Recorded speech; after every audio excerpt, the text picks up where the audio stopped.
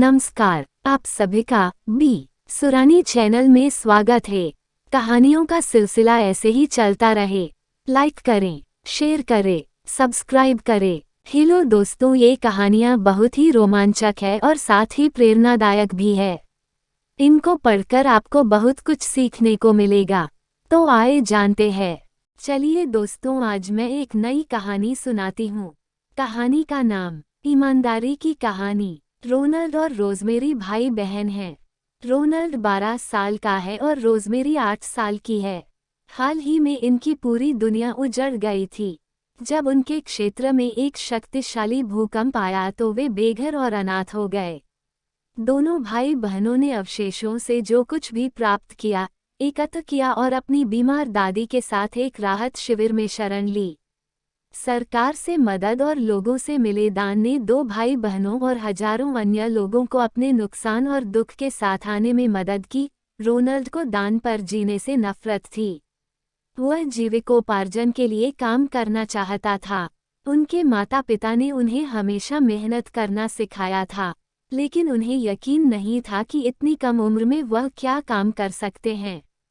उन्हें ये भी यकीन नहीं था कि उन्हें कोई काम मिलेगा या नहीं, इसलिए वह चिंतित और बेचैन था।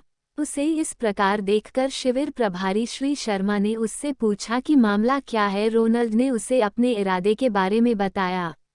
उनकी बात सुनकर शर्मा जी ने उन्हें कुछ पैसे दिए और कुछ उपयोगी काम करने को कहा।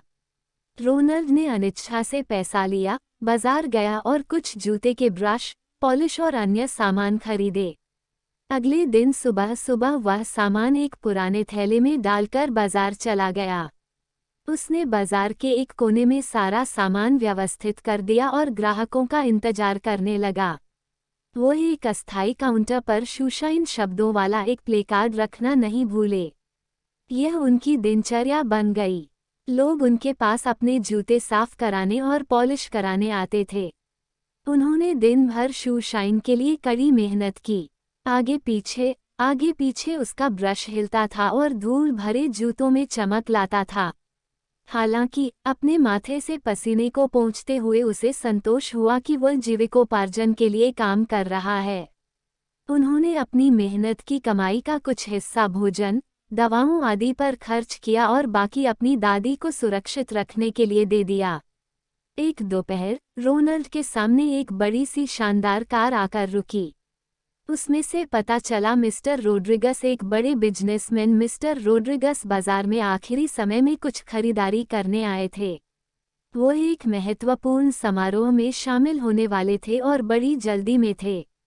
अपनी हड़बड़ी में उसने एक पोखर में कदम रखा और अपने जूतों को मैला कर दिया, इसलिए उन्हें शू शाइन काउंटर पर जाना पड़ा। रोनाल्ड ने तुरंत जूतों को झुकाया और उन्हें ब्रश से साफ किया।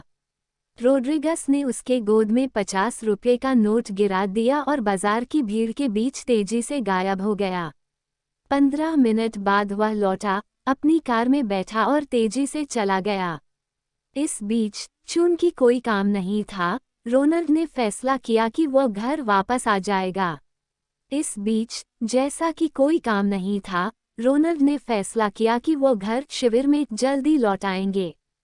जब वह अपना सामान समेट रहा था तो उसने देखा कि उसके काम के स्टूल के नीचे एक पर्स पड़ा हुआ है। हैरान होकर उसने उसे उठाया और खोला। अंदर नोटों की मोटी गड्डी देखकर वह लगभग चीख पड़ा।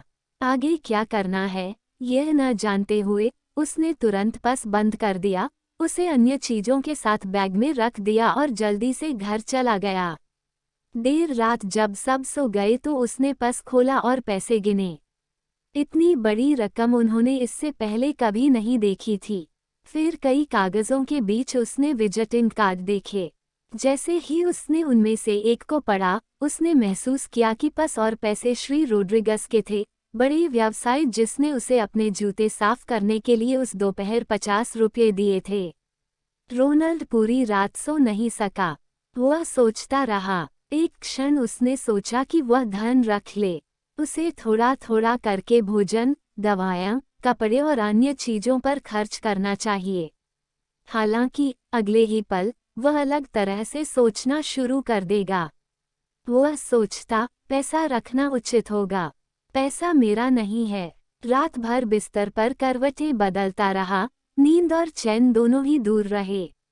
उनकी जन्मजात ईमानदारी उन्हें चैन से नहीं बैठने देती थी। अगली सुबह उसने जल्दी से अपने दैनिक काम पूरे किए और रोड्रिगस होम की ओर चल दिया। वह जानता था कि रोड्रिगस कहाँ रहता है क्योंकि उसने विजिटिंग कार्ड से पता नोट कर लिया था। जब रोनाल्ड मिस्टर रोड्रिगस के घर पहुंचे तो सज्जन अपने विशाल हरे लॉन में नाश्ता कर रहे थे। उसने तुरंत रोनाल्ड को पहचान लिया। रोनाल्ड ने उसे पस सौंप दिया और बताया कि यह कैसे उसके पास आया। सारे पैसे और कागजात जस के तस देखकर रोड्रिगस हैरान रह गए और उनसे पूछा, क्या आप जानते हैं कि पस के अंदर क्या है? रोनाल्ड ने जवाब दिया, मैं निश्चित रूप से करता हूँ, सर।